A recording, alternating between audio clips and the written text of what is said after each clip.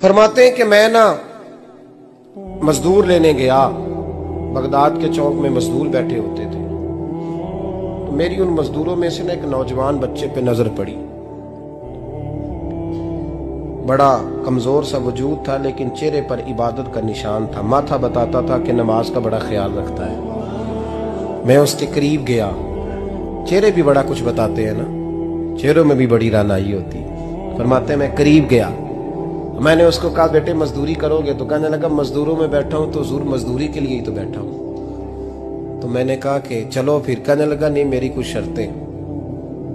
मैंने कहा बताओ। कहने लगा पहली शर्त यह है कि लोग 4 दिनार दिहाड़ी लेते हैं, मैं 3 दिनार लूंगा। मैंने कहा यार भाई तो बड़ी बेहतरीन है, बाकी भी इस तरह की रख ले। उसने कहा हुजूर दूसरी शर्त यह है कि मैं आपकी मुकम्मल बात मानूंगा, लेकिन जब अजान हो जाएगी फिर आपकी नहीं सुनूंगा। तीसरी बात उसने ये की कि हुजूर मैं आपके घर में काम करूंगा पर आपके किसी सवाल का जवाब नहीं दूंगा। कहते मैंने कहा यार तू बड़ा अजीब है, शर्तें तो मालिकों की होती हैं। कहने लगा जी बहरहाल मैं शर्तें लगा के जाता हूं। फरमाते मैं उसे घर ले आया। काम मैंने उसको बताया तो जो काम मजदूर सारे दिन में करता है ना, उसने 2 घंटे में कर दिया। हमारे मजदूर सिगरेट पीने में भी तो आधा घंटा लगाते हैं, वो चाय पीने जाएं तो पौना घंटा। वहां उनको भी तो दयानतदारी करनी चाहिए कि नहीं करनी चाहिए? ने मुआहदा किया है ना जी, तो पूरा उतरना चाहिए ना। कहते 2 घंटे में। अब काम जब बंदा शुरू कराता है तो काम और निकल आता है। कहते काम मैंने उसको और बता दिया, वो करने लगा। उसने मिट्टी निकाल के रखी थी बाहर रास्ते में, तो अजान हो गई जोर की। उसने वहीं कुदाल छोड़ी कही और चलने लगा। तो मेरा बेटा कहने लगा इसको जरा बराबर कर दो। कहने लगे चुप कर जा, तेरे बाप से बात हुई थी, जब अजान होती है तो मैं किसी और की नहीं सुनता, सिर्फ अल्लाह रसूल की सुनता हूं। कहते मस्जिद चला गया, नमाज पढ़ के आया तो दोपहर का वक्त था। मेरी बीबी कहने लगी इसको को खाना खा ले। कहते हमने कहा खाना खा लो, तो कहने लगा मैंने रोजा रखा, रमजान भी नहीं था, नफली रोजा रखा हुआ। फरमाते हैं शाम हुई, मैंने 3 दिनार दिए। तो मैंने कहा तेरा नाम क्या है? कहने लगा मैंने आपसे कहा था मैं किसी सवाल का जवाब नहीं दूंगा। वो चला गया। अगले दिन मैं फिर लेने गया उसे, काम कुछ और निकल आए। तो लोगों ने बताया वो सिर्फ हफ्ते वाले दिन आता है।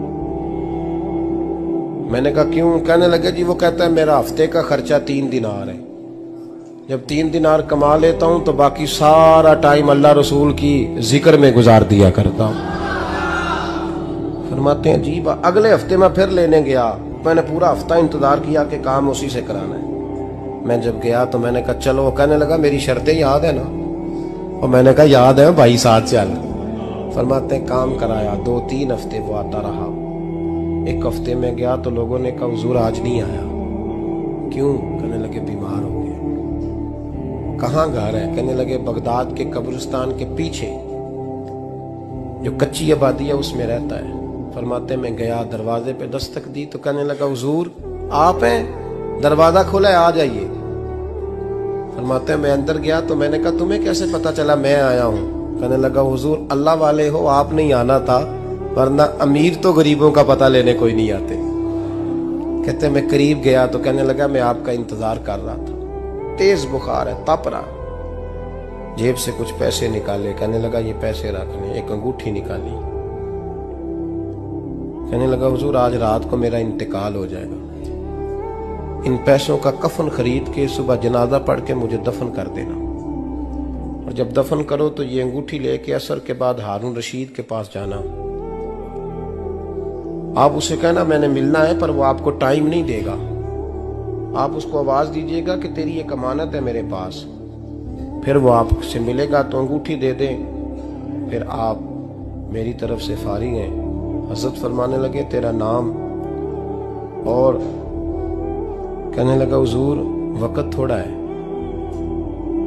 आज रात मैंने जाना है, बड़ी लंबी माफी मांगनी है रब करीम से, अगर मुनासिब समझे तो मुझे अपने रब से तन्हाई कर देने। फरमाते हैं मैं आ गया पर उसकी बातों ने मुझे सारी रात सोने नहीं दिया।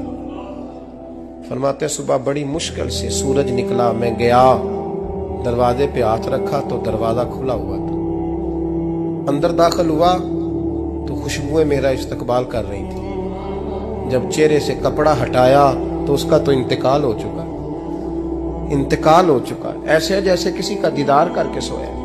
कहते मैं तो 2 आदमी ले गया था जनाजे पे, पर पता नहीं दुनिया किधर किधर से आई, कहां कहां से। अखा जदों मीटियां जमाना मैनू रोवेगा, अपना ते अपना बेगाना मैनू रोवेगा। फरमाते हैं मैं तो 2 बंदे ले गया था, पर पता नहीं मखलूक कहां कहां से आई। जनाजा पड़ा, दफन किया। हारून रशीद के पास में असर के बाद गया। मैंने बुलाना चाहा पर बादशाह था, मेरी तरफ देखा ही नहीं। मैंने उसको कहा तेरी एक अमानत मेरे पास है। फरमाते हैं मुझे कोने पे ले गया। क्या बात है? कमरे में बुलाया, मैंने अंगूठी दी। हारून रशीद तो चीखे मारने लगा, कहने लगा अंगूठी वाला कहाँ है? मैंने कहा वो तो इंतकाल कर गया। कहने लगा मुझे कब्र पे ले चल। कहते मैं कब्र पे लाया तो वो लेट गया, तड़प के रोने लगा।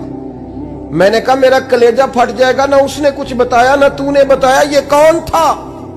तो हारून रशीद कहने लगा ये मेरा बेटा था।